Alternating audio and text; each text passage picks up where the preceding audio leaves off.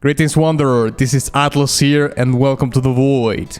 Today I'm going to be reacting and breaking down a song called Soundscape to Ardor from the BLEACH 3 original soundtrack. This is the last coffee personal request that I had scheduled for this month and this year apparently, and this one comes from Marijoa, and the message says, "Hi, would like BLEACH OST 3 Soundscape to Ardor by Shiro Sagazu." Well, thank you very much again, Marijoa, for your continuous and incredible support, of course. But before we begin, I would like to invite you to listen to my latest track, which is a BERSERK-inspired track called Conceived in Blood, which is actually the song that you have been listening in the background of the intro of this video. So if you will like what you hear so far and you would like to hear the full song, I'm gonna leave it in this card right here, but also in the description of this video, right? Okay, so this is going to be the Soundscape to Ardor from BLEACH original soundtrack. Boom!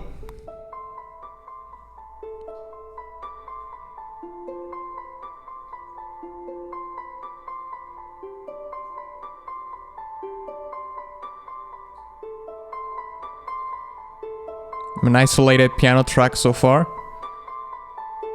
with what it seems to be the leitmotif of the song.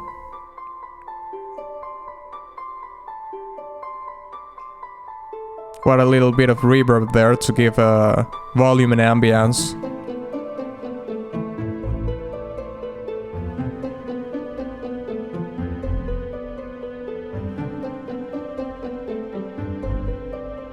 That's so cool. That pizzicato arrangement in the strings.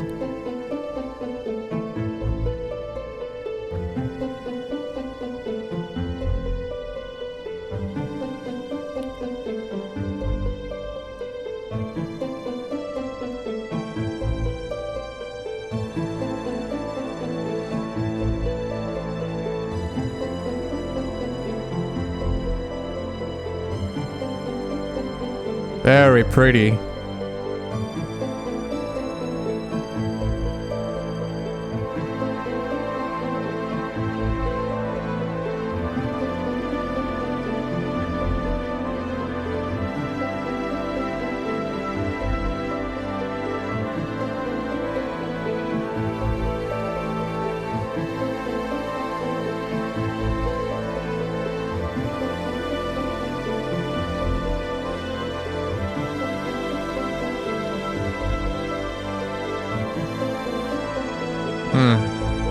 Oh yeah.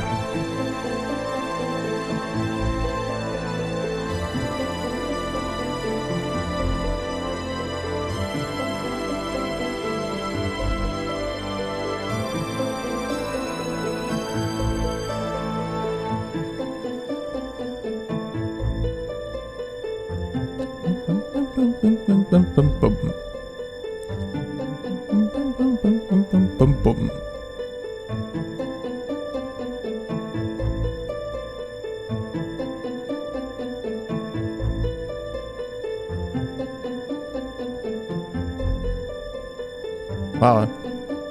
Listen to that sustained note at the end.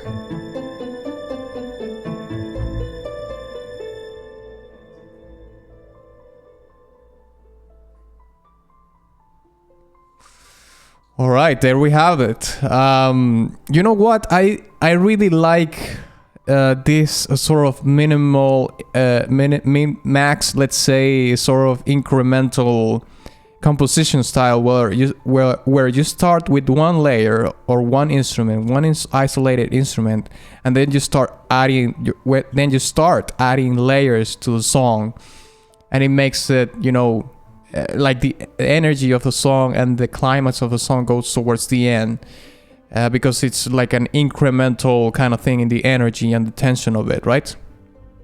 Well, we're going to be talking about that in the breakdown, so let's break it down.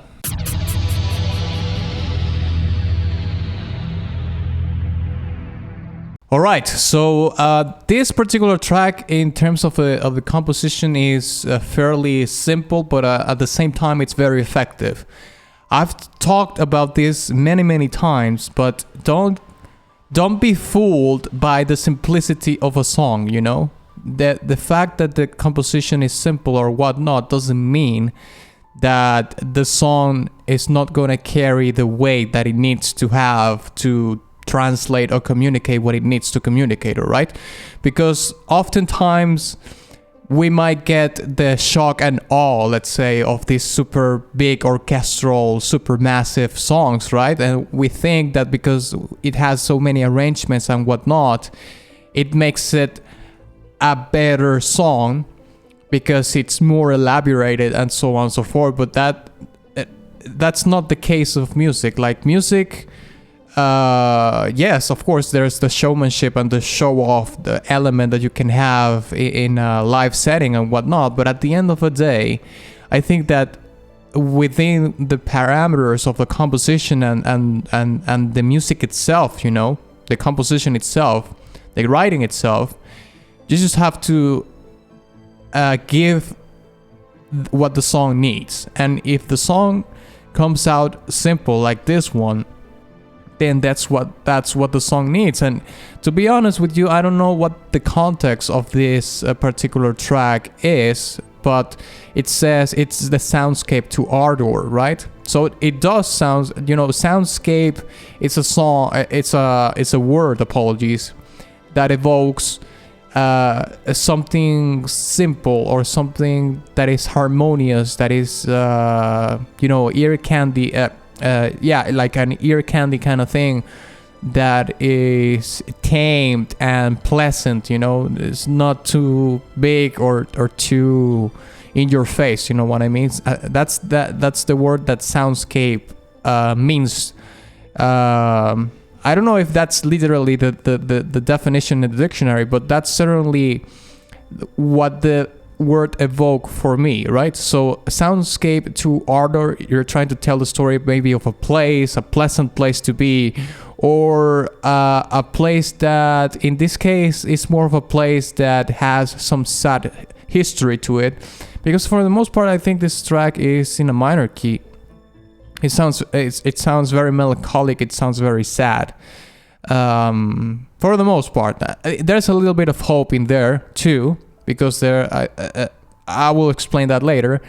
But for the most part, yes, it's trying to tell the story of a place or someone, but maybe a place, because Ardor sounds to me more like a place instead of a person, that has some, you know, some history to it that is tragic, or it's in conflict, or there's something sad about it, right? And that is, if that's the case, it's very well translated into the song. So we hear, I'm gonna play right now because I was noodling around a little bit before making this part. You know, the main leitmotif or the main melody that we hear throughout the whole song, and how everything branches out from the leitmotif, from that melody, because that's like the main core part of the track, and how everything branches out of it.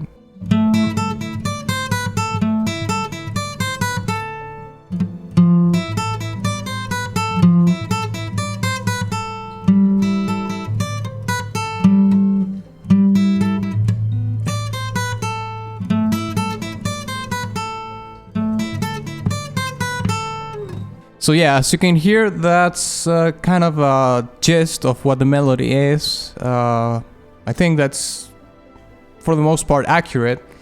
And you can hear that there's like a variation, like in the, what would be like the bass note, I suppose. But right here, this note right here, like that note. That note right there is like the definitive note that is like giving you the sadness in the track, I would say, because for the most part this melody is like very intervallic in its nature, but then when it does that note is where it kind of resolves where the song is going, at least at the beginning, of course, because it's only the isolated piano layer with playing the melody or the leitmotif. So that note specifically is the one that is telling you like, well, this is going to be a sad story. Now, as you could hear, the song has this incremental sort of compositional style where you have the main melody or the leitmotif always playing, although it interchanges with an harp later. I think it starts with a piano and then interchanges with a harp, I think, but it's always playing throughout the track, and then other layer of instruments come along to make this sort of crescendo kind of composition in which the energy starts to increase along with the tension of the track. Because when you hear more instruments and more layers into it, the energy starts to increase. You start to wonder when it's going to cap or explode, or when it's going to come back to the tamed nature that it had at the beginning of the track, which it does, but it does towards the end of the track, right? So it's a long build-up. You could say it's a long build-up towards the climax. Then it sort of explodes. Then the tension drops dramatically, and then it ends, right? So I really like those kind of arrangements, because those kind of arrangements are very familiar to me in terms of my compositional style too. But let's talk a little bit about the chord progression that we hear later in the strings, right? I was noodling around a little bit with the guitar, and I think for the most part we have like an A, an F, and a G. Now I think for the most part it's actually like an A minor, F, and G. Yeah.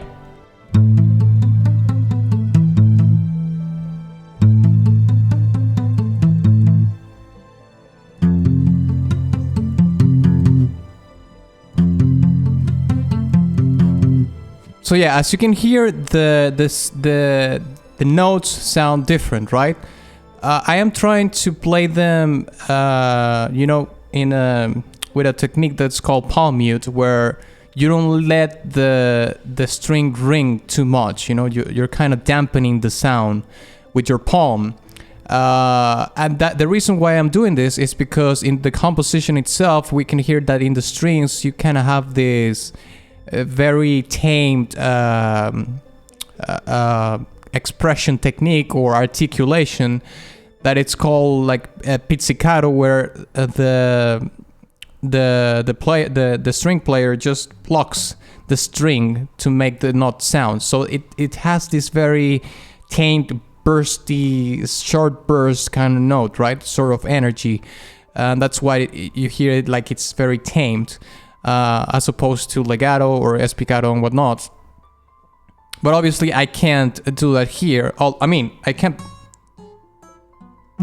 I can pluck the strings, I suppose, but I wouldn't be able like to give it like the dampening kind of thing that's going on, right? So that's why I was playing it right like that, to sort of emulate the technique that is not easily translated to in the guitar, but it's trying to get the gist of it.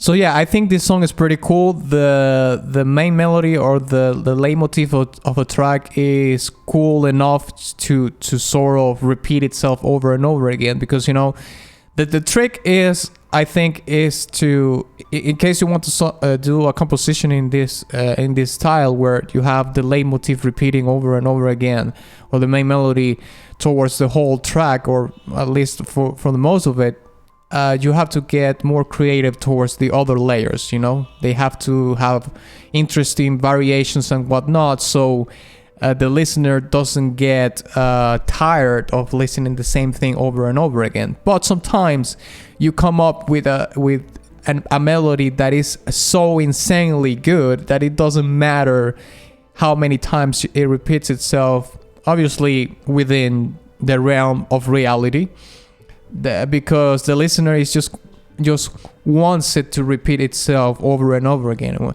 Otherwise, you could imagine, like, if it didn't repeat itself, you could imagine the listener just, you know, coming back to that part, you know, like searching the song, going back to where the melody is, because it's so pleasant to hear that the listener would just come back to that part. And when you're able to identify those kind of things as a musician or as a composer, a songwriter and whatnot, it's an incredible tool, because you know how much you can spend that resource within the track, you know.